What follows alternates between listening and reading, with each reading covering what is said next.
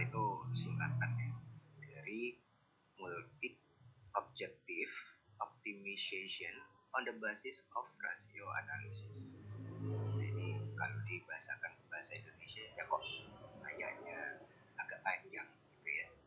Multi objektif berarti ada banyak objektif. Objektif itu apa bisa dianggap multi objective optimization basicnya ya basic dasar ya. Atau apa ya, saya bingung mau nyari kata-kata penjelasannya gitu kan. Mungkin nanti sambil kita lihat penjelasannya di contoh-contoh kasus kita jadi lebih paham lagi apa sih makna dari multi objective optimization dan juga rasio analisis. Ya, nanti ada analisis rasio gitu ya. Oke. Murah ini diperkenalkan oleh Browse dan Zavatkas di tahun 2006. Jadi boleh dikata metode ini bukan metode yang terlalu tua ya dibandingkan mungkin dengan metode-metode lain yang kayak SAW, WPF itu udah sangat lama ya penggunaannya. Oke, metode ini diterapkan untuk memecahkan masalah dengan perhitungan matematika yang kompleks. Kompleks tetapi tidak berarti mustahil untuk dilakukan, dan kalau sudah tahu caranya justru bukan nggak kompleks lagi, simple gitu ya. Terus metode ini punya tingkat fleksibilitas dan kemudahan untuk dipahami dalam memisahkan bagian subjektif dari proses evaluasi ke dalam review keputusan dengan beberapa atribut pengambilan keputusan. Oke, jadi nanti kita ada prinsip untuk mengelompokkan mana atribut-atribut benefit dan mana atribut-atribut cost. Jadi atribut benefit kita kumpulkan dulu jadi satu, atribut cost kita kumpulkan juga jadi satu, sehingga kita bisa memisahkan ya mana sebetulnya atribut-atribut yang ingin kita maksimalkan dan mana nilai-nilai atribut yang ingin kita minimalkan.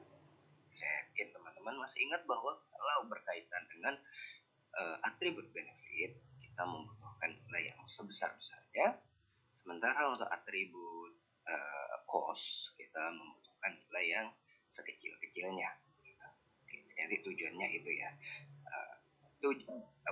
dasar dari semua metode sebetulnya sama, memaksimalkan benefit dan meminimalkan cost pakai prinsip ekonomi.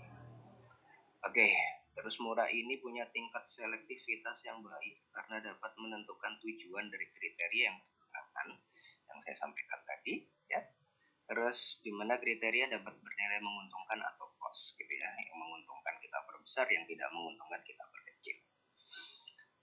Oke, nah tahapan-tahapan dalam metode murah ini hampir sama sebetulnya seperti metode-metode yang lain. Kita harus tentukan dulu nilai kriterianya untuk setiap kriteria, dan juga kita harus tahu ada berapa alternatif yang bisa kita pilih untuk kasus saat ini.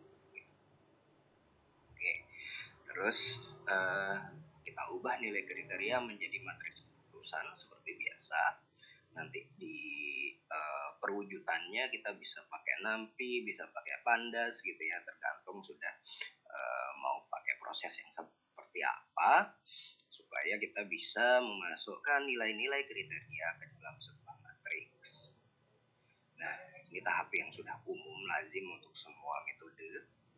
Kemudian selanjutnya adalah kita melakukan normalisasi pada metode murah. Bagaimana cara melakukan normalisasinya? Dulu kita pernah melakukan normalisasi di metode SAW ya. Nah, murah ini dengan SAW mirip cara normalisasinya. Kita masih ingat kalau di SAW itu normalisasi dilakukan berdasarkan kalau atribut nilai terbesar dalam satu kolom atau dalam satu kriteria digunakan sebagai pembagi gitu ya.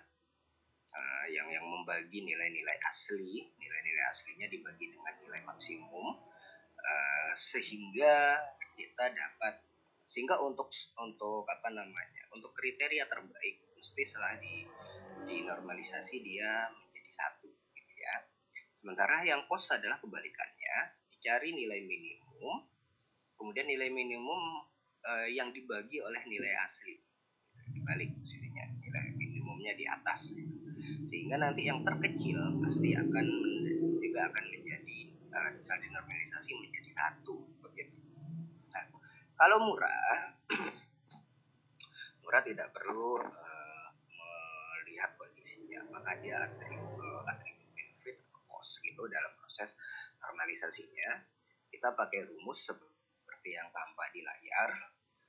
Kita akan membagi nilai asli ya.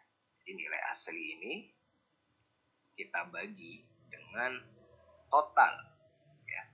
Total gimana bacanya? Total kuadrat ya. Akar dari total kuadrat. Akar dari total nilai kuadrat setiap nilai asli di dalam satu kriteria yang sama. Teman-teman bisa lihat di sini yang looping hanya nilai I ya. IJ. I itu baris, J itu kolom gitu. Nah, yang kita total adalah semua untuk setiap baris gitu. Untuk setiap baris dalam satu kolom yang sama. Berarti kolomnya yang tidak berpindah, nilainya yang berpindah adalah nilai-nilai barisnya yang kita total berarti dalam satu kriteria. Oke, jadi perbedaannya dengan SAUW hanya di situ gitu ya. Mau dia benefit, mau dia cost, kita tetap menggunakan cara yang sama. Oke, tapi nanti perbedaan benefit dan cost-nya akan kita lihat di perhitungan berikutnya.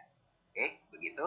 Jadi nanti sekali lagi untuk mencari nilai normalisasi pada nilai-nilai kriteria menggunakan metode murah adalah dengan cara membagi nilai asli ya, dengan hasil akar kuadrat dari total nilai kuadrat ya, nilai kuadrat nilai-nilai asli dalam satu kriteria. Oke. Lalu setelah kita dapat nilai normalisasinya, kita optimalisasi ya. Kita optimalisasi nilai atributnya tadi dengan cara hasil normalisasi ini kita kalikan dengan bobot pada kriteria masing-masing gitu. Oke. Sementara diingat ini dulu. Nah, untuk membedakan mana benefit cost dan menerapkan efek dari benefit dan cost itu, kita nanti akan mencari nilai maksimax dan nilai minimax, nilai maksimum terbesar dan nilai minimum terbesar juga gitu ya, artinya nilai minimum yang paling baik. Oke, nanti atribut yang lebih penting ditandakan dengan perkalian dengan bobot yang sudah ditentukan atau kita sebut sebagai koefisien signifikasi. Nah, perhitungannya begini. Nanti kita akan mencari semua nilai atribut ya. Semua atribut yang bersifat benefit kita kumpulkan jadi satu. Kemudian semua atribut yang bernilai cost kita kumpulkan juga jadi satu. Kita total. Dari semua atribut benefit itu, semua nilai kriterianya kita total dulu. Begitu juga yang atribut cost, kita total nilainya. Kita total nilai kriteria untuk setiap atribut cost. Nah, kalau kita jumlahkan yang benefit, kita jumlahkan yang cost, kita hitung selisihnya antara benefit dengan yang cost. Nah, itu nanti kita sebut sebagai nilai Y. Gitu. Nah, kalau teman-teman lihat di sini, apabila suatu alternatif punya nilai kriteria benefit, nilai kriteria pada atribut benefit yang besar-besar, maka seharusnya ini jadi besar nilainya ya, condong besar banget. Nah, terus kalau nilai kriteria pada atribut costnya kecil-kecil gitu ya, kecil, maka ini akan condong kecil, sehingga selisihnya akan membesar ya, range-nya jadi sangat besar. Nah, itu adalah alternatif ideal yang kita cari. Benefitnya besar, cost-nya kecil, maka itu akan memperbesar peluangnya menjadi alternatif yang terpilih. Oke ya, jadi nanti yang dipertimbangkan adalah mana yang punya nilai Y paling besar, alias selisih antara benefit dengan cost-nya yang terbesar. Begitu. Oke, contohnya kita pakai kasus yang dulu pernah kita terapkan di SAW gitu ya. Sebuah perusahaan akan melakukan rekrutmen kerja 5 calon pekerja untuk posisi operator mesin, dibutuhkan kriterianya sama seperti yang dulu pernah kita bahas. Dan kita tahu ada 5 kandidat atau alternatif seperti ini, dan kita kasih bobot yang sama dengan SAW misalnya, ya. Jadi setiap kriteria ini C1 sampai C3 itu benefit dan C4 beserta C5 itu cost. Berarti kita akan memaksimalkan 3 kriteria ini dan kita meminimalkan 2 kriteria yang ada di sini. Oke, ini dulu di kasus SAW bobotnya sama, kita terapkan lagi. Kemudian dulu juga kita pernah dapat nilai alternatifnya ya, kurang lebih seperti ini. Kita masih pakai data yang sama. Nah, bisa dilihat bahwa karena C1, C2, dan C3 itu benefit, maka kita nanti akan mengoptimalisasikannya dengan nilai maksimum. Sementara C4 dan C5 karena dia cost, maka kita akan mengoptimalisasikannya dia dengan nilai minimum. Oke, bagaimana caranya? Pertama, kita transformasikan nilai-nilai di dalam tabel ini ke dalam sebuah matriks. Sama seperti SAW dulu. Ya, saya yakin teman-teman sudah tahu semua caranya. Kemudian berikutnya adalah kita melakukan normalisasi seperti yang saya jelaskan tadi. Tapi berbeda dengan SAW, kita nggak perlu lihat kondisinya. Kalau benefit, nilai asli dibagi max. Kalau cost, nilai minimum dibagi dengan nilai asli. Tidak perlu begitu. Kita langsung masukkan rumus ke sini ya. Jadi nilai asli, misalnya ini 0,5, kita bagi dengan akar kuadrat total nilai kuadrat dari nilai-nilai asli dalam satu kriteria. Jadi ini 0,5 kita kuadratkan, dijumlahkan dengan 0,8 dikuadratkan, dijumlahkan dengan 1 dikuadratkan, jumlahkan dengan 0,2 dikuadratkan, jumlahkan lagi dengan 1 dikuadratkan. Oke, ini total, kemudian kita akar, akan kita dapatkan nilai pembaginya seperti ini. Nah, udah tinggal dihitung. Nilai asli dibagi nilai pembagi, hasilnya sekian, sekian, sekian, sekian, sekian. Itu untuk yang kriteria pertama.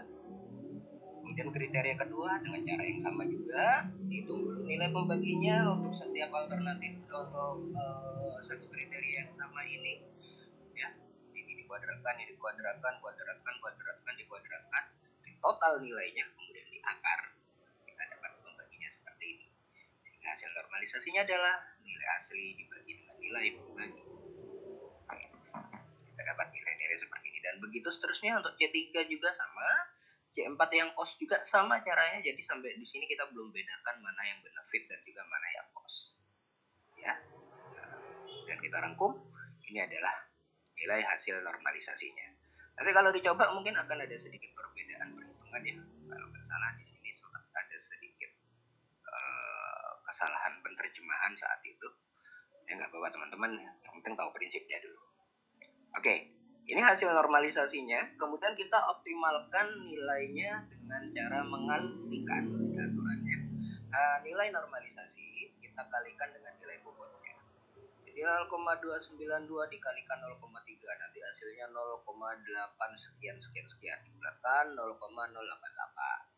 Terus nanti 0,467 dikalikan juga dengan 0,3 ya, jadi 0,14 sekian sekian dibulatkan jadi sekian, dan begitu seterusnya. Mungkin dari pembulatan ini yang akan ada banyak perbedaan sih.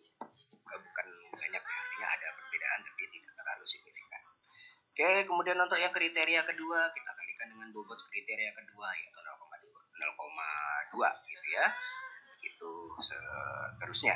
Ya, nanti akan kita dapatkan hasil atau matriks optimalisasinya. Oke. Nah, matriks optimalisasi inilah yang kita pakai ke depan. Nah, bagaimana menggunakannya? Oke. Kita pakai rumus yang tadi. Kita kumpulkan dulu semua atribut benefit. Jadi kalau dia kepencar, gabungin jadi satu gitu ya. Jadi nggak harus berurutan sebetulnya posisi atributnya, tapi nanti dalam perhitungannya kita kelompokkan. Nah, kebetulan di sini C1, C2, C3 adalah atribut benefit, maka kita cari nilai maksimumnya. Yang ini ya, kita total nilai hasil optimalisasi tadi. 0 untuk setiap alternatif ya. 0,088 ditambah 0,114 ditambah 0,098. Hasilnya adalah 0,299. Gitu, karena yang benefit 3 kriteria pertama ini kebetulan begitu. Nah, untuk yang kos kita jumlahkan juga 0,066 ditambah 0,059, kita akan dapat nilai 0,1 dibagi 5. Untuk alternatif berikutnya pun sama gitu ya. Jadi kita lihat garis kedua, yang ini dijumlahkan dengan yang ini dijumlahkan dengan yang ini. Bentuknya seperti ini. Atau yang nilai minimumnya pun sama begitu. Nah, kita akan dapatkan di sini. Dihitung untuk semua alternatif, kemudian kita hitung selisihnya. Total nilai maksimum ditambah dengan dikurangi dengan total nilai minimum, kita mendapatkan nilai Y-nya. Nah, sesuai yang saya presentasikan tadi, yang kita tentukan sebagai pemenangnya didasarkan pada nilai Y. Mana nilai Y terbesar? Karena kita butuh 2, maka kita cari 2 yang terbesar. Maka kita dapat di sini A2 dan A1 gitu ya.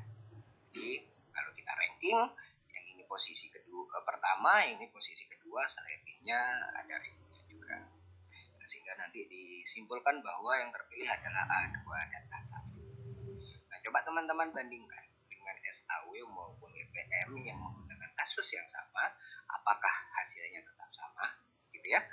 Karena kalau tidak sama, nggak apa-apa.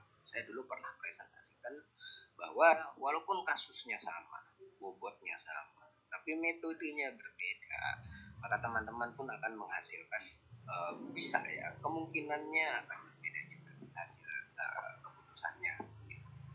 Apalagi kalau sudah diubah bobotnya, diubah nilai kriterianya, ya tentu akan berbeda jauh. Jadi semuanya kembali lagi ke metode yang dipakai. Oke, nah itu contohnya yang bisa digunakan. Untuk hands on-nya bisa teman-teman lihat di link ini. Silahkan di-download PPT murah yang terbaru, karena baru pagi ini memang saya update gitu ya.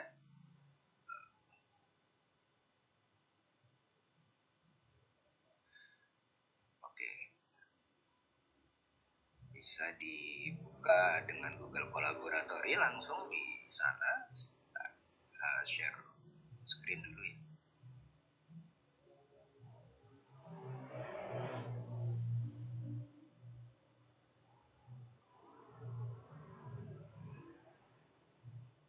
Ya, ini adalah yang nanti akan teman-teman temukan gitu ya. Sudah lengkap juga dengan penjelasan langkah-langkahnya. Nanti teman-teman akan menemukan contoh-contoh kodenya begitu, bagaimana langkah-langkah menerjemahkan setiap langkah itu ke dalam kode atau implementasinya di Python ya, mulai dari normalisasi di sini. Ada nanti apa namanya untuk mencari nilai pembaginya dulu, misalnya ternyata kita bisa pakai implementasi seperti ini. Tadi kan di total ya, sum, terus nilai tiap kriterianya dipangkatkan gitu ya, untuk setiap apa namanya tadi, untuk setiap kriteria dipilih tadi, kalau nggak salah ditranspose dulu ya. Jadi yang tadinya kriteria itu kolom, sekarang kriteria jadi baris, sehingga kita bisa pakai looping seperti ini, kemudian dijumlahkan. Nah, nanti di sini tinggal di akar kuadratkan gitu ya. Nah, jadi nilainya sama seperti tadi untuk normalisasi. Kemudian menghitung nilai optimasinya juga sama.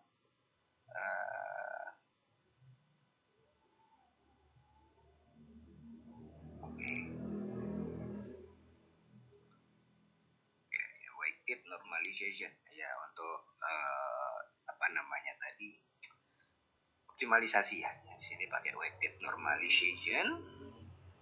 Oke, kita bisa pakai dengan cara-cara yang seperti ini. Nah, saya harap teman-teman begitu mencoba ini nanti nggak sekedar copy kodenya, tapi dibaca per baris supaya mengetahui mungkin ada model-model penulisan kode terbaru yang belum pernah teman-teman coba, itu bisa digunakan untuk referensi. Oh, ternyata di Python kita bisa ya nulis model kode seperti ini gitu, untuk memudahkan proses perhitungan kita.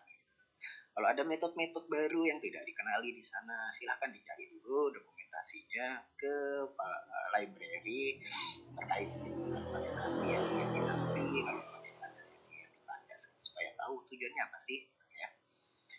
Oke, Terus ya sama juga begini, optimize-nya kelihatan di sini maksimal minval, mencari nilai maksimum dan nilai minimum, kemudian dihitung gitu ya selisihnya untuk mencari nilai Y-nya. Akhirnya nanti didapatkan juga nilai Y-nya begini, tinggal dicari mana yang ranking 1, mana yang ranking 2. Saya pernah menunjukkan teman-teman gimana caranya mencari nilai terbesar ya. Posisi nilai terbesar di dalam satu vektor atau array seperti ini. Oke, itu teman-teman contoh kodenya yang bisa teman-teman akses langsung di Google Kolaboratory yang sudah saya siapkan.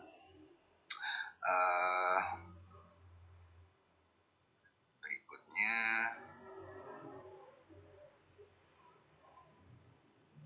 saya kembalikan lagi ke PPT-nya. Nah, ada kuis yang teman-teman harus kerjakan gitu ya.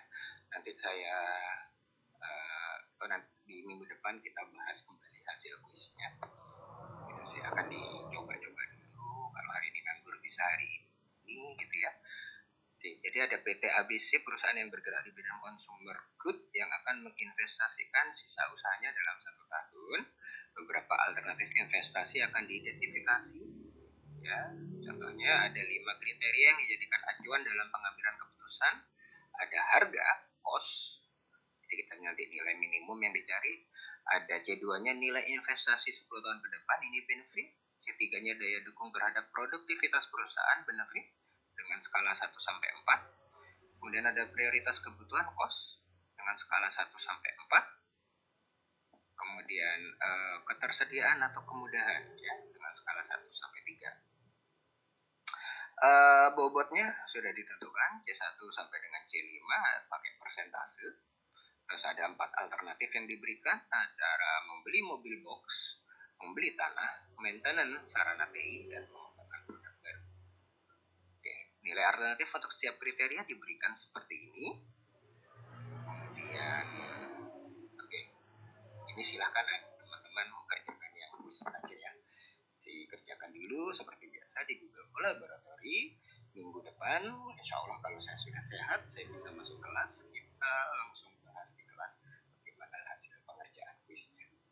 Baik teman-teman, itu yang bisa saya presentasikan untuk pagi ini. Apakah ada yang mau ditanyakan? Silakan. Izin tanya Pak. Iya, masalah saya silakan. Untuk absensinya gimana? Untuk apa? Absensi. Oh, absensi ya. Saya belum pindah tanggalnya ya hari ini ya. Baik, saya pindahkan hari ini, nanti tanggalnya yang absensi kemarin saya pindahkan tanggalnya ke sekarang. Nanti silahkan diisi secara manual ya. Baik Pak.